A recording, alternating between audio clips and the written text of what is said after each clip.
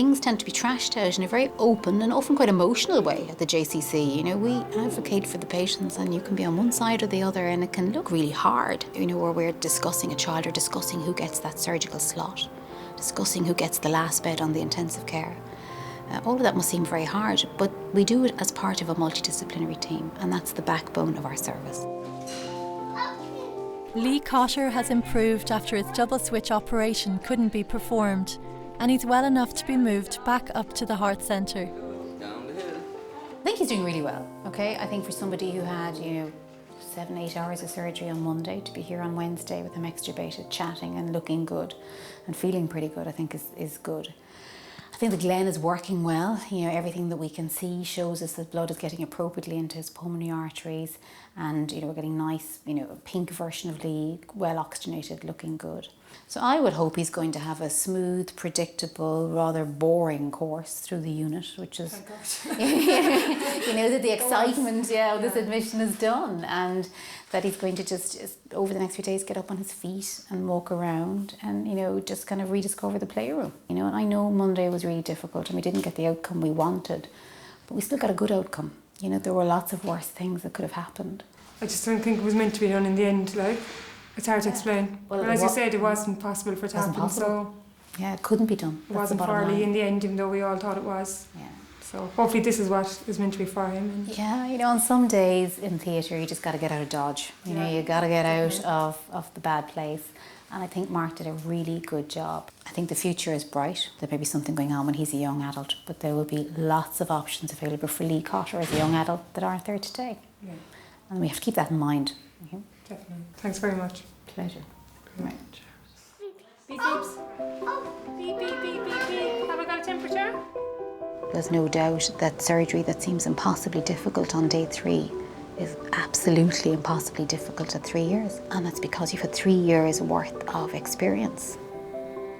They're under your skin in a way that you can't imagine, I think, until you become a parent. So it does get more difficult. Whereas at the beginning, parents would say, we want to give this little boy, this little girl the best shot.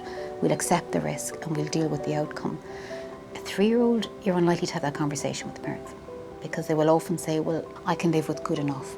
I want to take him home.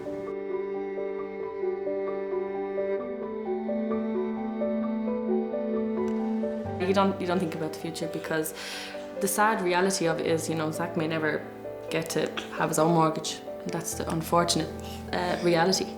Children are supposed to bury their parents. That's the circle of life. And with a little broken heart like Zach's, I can hope that he'll bury me one day, but you don't know how realistic it is.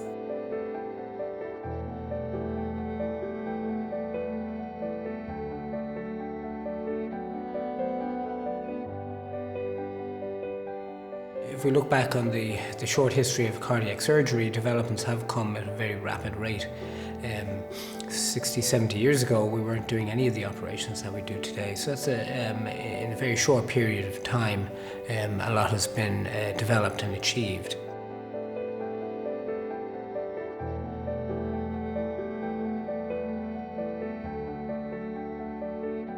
I can't make value judgments for families about how long, how productive their child's life has got to be to make it worthwhile. All I can do is be honest with them, be part of an excellent surgical programme, which is something that I am part of, and then hope for the best.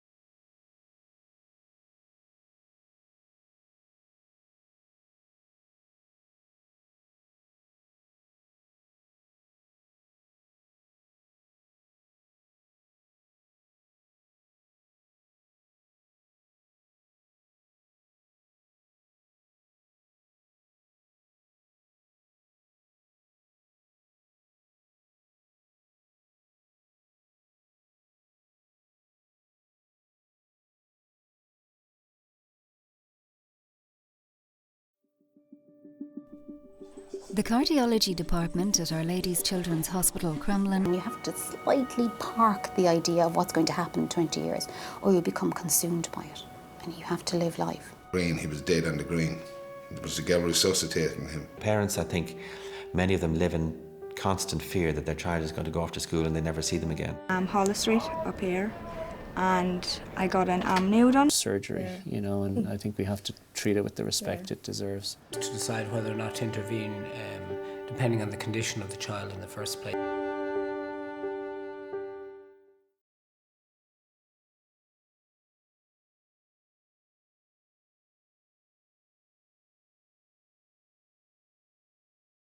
Big day for Zach, a big day for his mum and for the team here as well.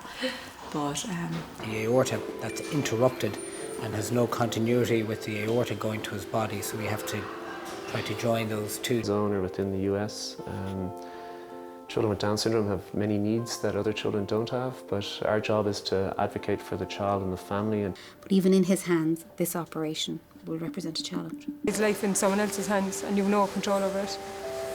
And you just have to trust them, and you have to be hopeful always and be confident that they will give him back to you. So. To be compromised the most if the surgery is delayed.